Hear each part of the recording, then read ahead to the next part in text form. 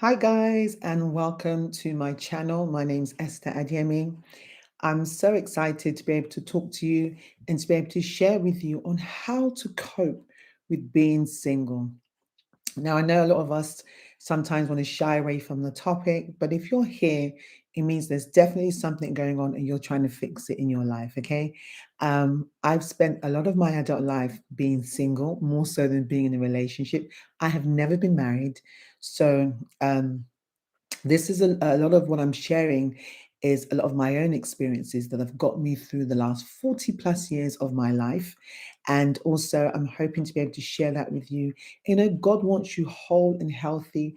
So if you're finding it difficult to cope with being single, being unmarried, having a partner, having a significant other in your life, these tips should help you get through this phase of your life. So do me a favor, subscribe to my channel because I'll be doing loads of videos like this to help you through your single state, to help you through life and just giving you some tips just to help you through your everyday. So let's just dive straight in and remember to subscribe. Thank you. So, how do you cope with being single? I think one of the first things that people don't realize about single people is we're under a lot of pressure, right? Society glamorizes relationships, society glorifies marriage, and marriage is honorable in God's eyes. So marriage should is deserving of honor. And everybody has this fantasy or this desire of being in an ideal relationship. But you know, there are people in toxic relationships. So it's not about just being in a relationship. It's also about learning how to be in a healthy relationship as well and having a desire for a healthy relationship. Because if you're single and your only desire is to be in a relationship, any relationship, you're going to do more damage to yourself. You are better off being single and unhappy, right, than being in a relationship and unhappy because now you're taking on the pressures of another person.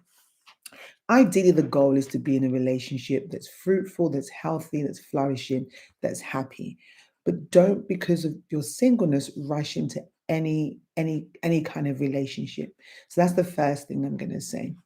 The second thing I'm going to say is that it is hard to be single, right? Accept it. It's going to be difficult. Some days are going to be better than others. I hate when married folks give you all these tips about, oh, how to be single, etc., when they haven't lived it for a long time. And if you've been single for a long time, I'm talking about anything from a year plus, it can be really difficult when you get into 2 years, 3 years, 5 years, 10 years, 20 years. Some people have never been in relationships. And then it starts to take its toll on mental health. It can be overwhelming. It can have damaging effects on your self esteem and all those things. It's a real issue, right? And then you're coping with your single state. And I want you to kind of shift for a minute. I wanted you to get your mind into another frame, right? I want us to get out of coping. And I touched at coping because the majority of us are just coping. We're not thriving in our singleness. We're not managing and flourishing our single lives. We're literally coping day to day with whatever challenge that day may bring to us, simply due to the fact that you're not in a committed relationship and you simply desire one. So, the first thing I'd say is to accept your single state. You cannot be in denial, most especially if you're recently single, if you've come out of a long term or a short term relationship. The last thing you want to do is jump into another one. You need time to breathe. You need time to reevaluate. You need time to assess. You need time to look at yourself. You need time to get back in tune with you. So accept your single state. No matter how long you've been single, a day, a week, a month, a year, 2 years, 5 years, just accept the fact this phase of my life, I'm doing life alone without a significant other, right? This phase of my life, I'm learning to deal and to cope with just me. And this is the best time to really zoom in and hone in on being you. Really zoom in and hone in on getting to know yourself more intimately in a deeper way. So, the first thing I say is to accept your single state. You don't know how long you're going to be single for. You don't know if or when God is going to bring this man or woman into your life. You don't know when it's going to happen. You hope to meet somebody If you're prayerful, if you're spiritual, you're praying about it, it's a prayer point, but you don't know how long this season is going to last. I didn't think I wouldn't be married before I was 30. I didn't think I wouldn't be married before I was 40, but life happens and you find yourself just single, right? Sometimes it's out of your control. Some people have come out of a divorce. Some people have come out of broken relationships and suddenly they find themselves single midlife, right? Suddenly, for whatever reason, you're single. Just say to yourself, I'm single right now. This is the phase of my life that I'm in. Once you can accept that, your brain and your mind begins to understand my focus is on me, right? My duty is to me.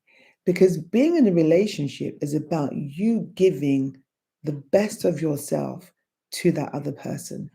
So if you're not coping and accepting that you are single right now, your loneliness is going to overwhelm you.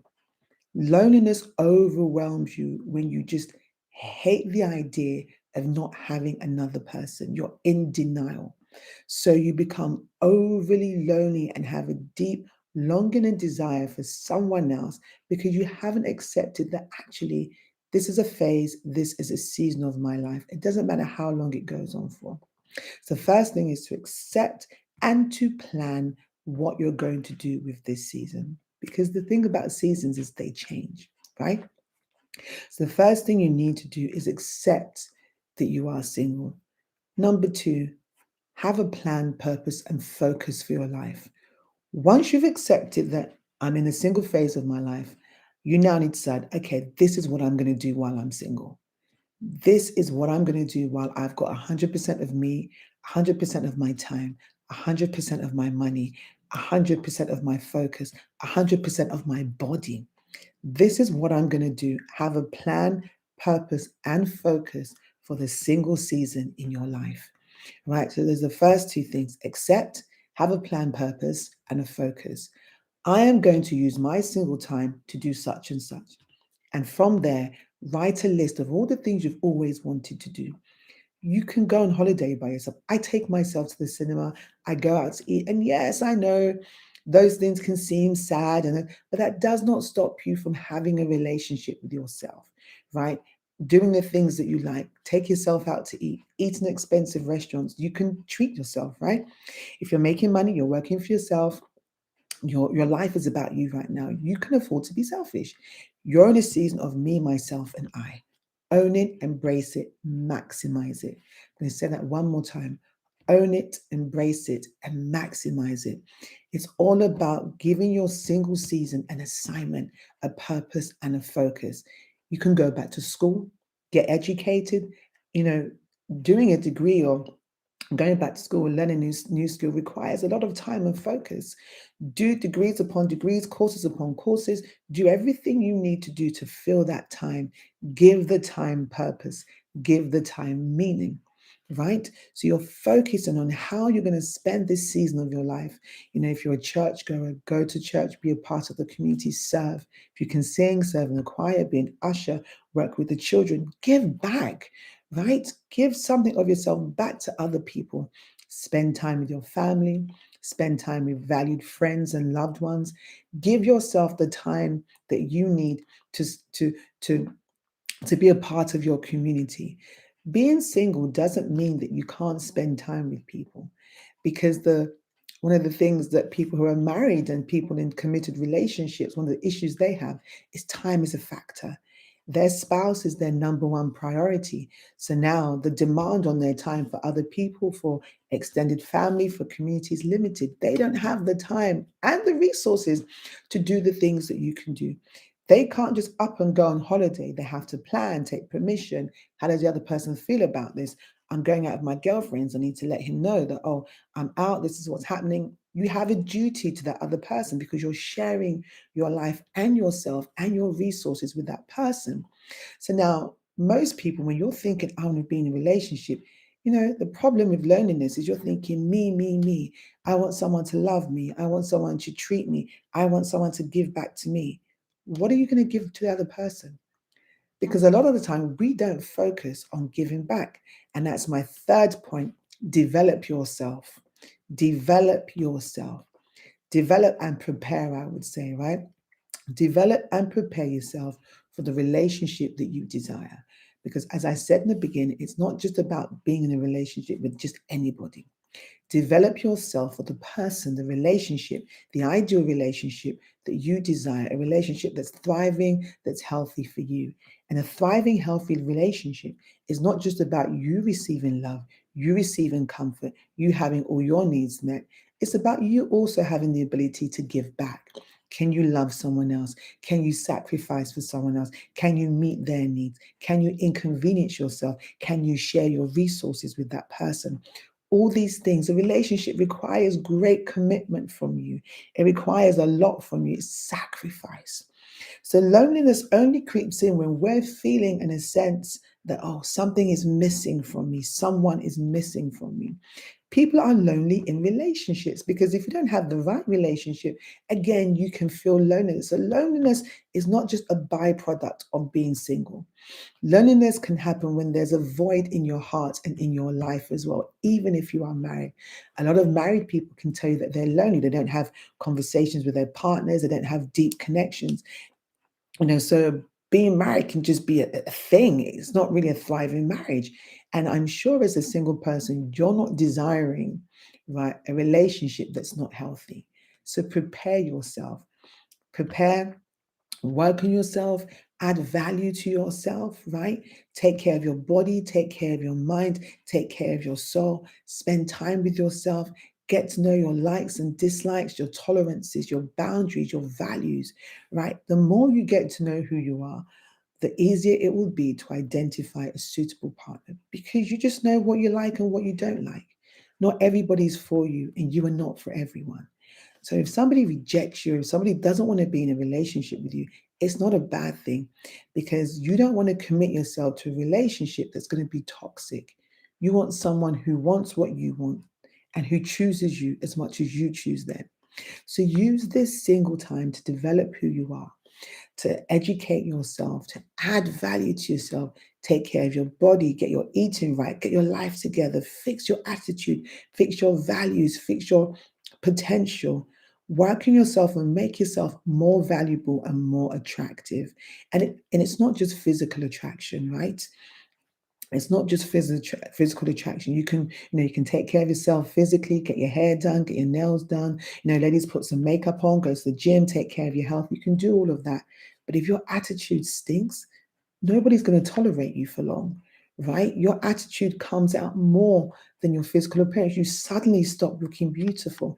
If the way you speak is vulgar, if you're speaking to a man in a condescending way, you don't know how to have a conversation, you're not intelligent, you're not reading, you don't know what's going on in the world, you don't know anything about anything. You just want to sit pretty and be catered to because you're fine, right? And because you're fine, somebody should just tolerate your fineness. That is not enough. What are you bringing to the table? Who are you bringing to the table? How are you bringing yourself to the table? What are you doing to add value to yourself? What are you doing to make yourself more attractive? Right? So when you're doing all these things, you're thinking less about how lonely you are. You're thinking less about, oh, I really want to be with somebody. It's difficult being single when you don't want to be single. For the person who's enjoying being single, they love their own time, they love their own company, they can say, right now, I don't have time for a relationship, it's not my priority. That person is fine. That person is not thinking about how lonely they are because they are time short. They're thinking, I need 100% of my time for me right now. You need to get to the point where your single life has a mission, has a vision, right? And in due time, in due course, you will meet somebody. You will meet somebody. You have to put yourself out there as well. And when I say put yourself out there, go to the right places. If you desire to be with someone of equal faith, be in church. Look appealing, smile, join the choir, be on the stage, be visible, right? Join the ushers. Put yourself out there where you can be seen. Put yourself out there where you can be noticed. Okay? And don't do it in a desperate way. Because honestly, the minute you start adding value to your life and to yourself, you start to ooze that energy that, oh, I have something to bring. And I'm just looking for someone who's like minded, of like value to share that with. Right. So now you're not just coping, now you're thriving. All right. So we want to get from coping, and coping is when you don't know what to do. You're struggling day to day, you're overwhelmed, and you're burdened by your situation. But you move over into thriving in your singleness because you have a purpose for it. Your life is focused on something. Your life has a mission and a vision, and you can be your own mission and vision. Develop a deep, intimate relationship with God. Get to know your Heavenly Father. Learn to pray into your future. Pray for the relationship that you want. Pray for your future spouse. Begin to develop and cultivate spiritual habits that are going to help you have a long lasting, healthy relationship. So, being single is not an idle state. You're not waiting for somebody to rescue you. If you're waiting for someone to rescue you, that's when you have the coping mindset. You want to move from coping, being in despair, oh, I want to be loved, this, that, and the other, to thriving. I am lovable. I have love to give. I have value to give. I'm a phenomenal and amazing woman. I've learned how to be a wife. I know how to be a husband for the fellas that are listening. You are working on yourself intentionally with the purpose to enter a flourishing, healthy, whole, and awesome relationship that also has a purpose. Because the purpose of a relationship is not just to meet your needs. It's not just to have your needs of loneliness met. Oh, I'm with someone now. I'm not lonely. Because trust me, some married people are very, very lonely. The purpose of a relationship is to also have a mission, vision, and a purpose. What are you guys doing together? How is your relationship adding value to the both of you, adding value to your community, to your family, right? Relationships should be more than just the two of you. It's about the two of you coming together, creating something magical. Now you're entering power couple phase. You're both maximizing what your potential is. You're both maximizing what you can do. And then you're both fulfilling potential in the world and in life, coming together, strengthening and sharpening each other, and then going out there and facing the world. He's in his field, you're in your field, but yet you come together and your relationship is a force built and centered around God. If you haven't fortified yourself with that mentality before you go into a relationship, it's going to be a disaster. You're going to be selfish. You're going to focus on your needs, your want. It's about me. Oh, this guy's got to take care of me. This guy's got to provide for me. I'm not going to do anything. How are you taking care of him? How are you building him up? How are you helping him in his vision, in his mission? So life is more than just this romanticism that Hollywood has sold to us. Flowers, chocolate. Yeah, that is wonderful. That adds spice to relationships. But a lot of times, single people focus on the romantic element of relationships. I want someone to take me out to dinner. I want someone to buy me gifts. I want someone to buy me flowers. That is all we ever think about, the romantic side of relationship. That is just one aspect of it. That is not what keeps the relationship going. That is not what causes a relationship to last. So we need to break out of this coping mindset of where we are now. Oh, as soon as I get into a relationship, I'm going to be happy. No. Learn to be happy with who you are.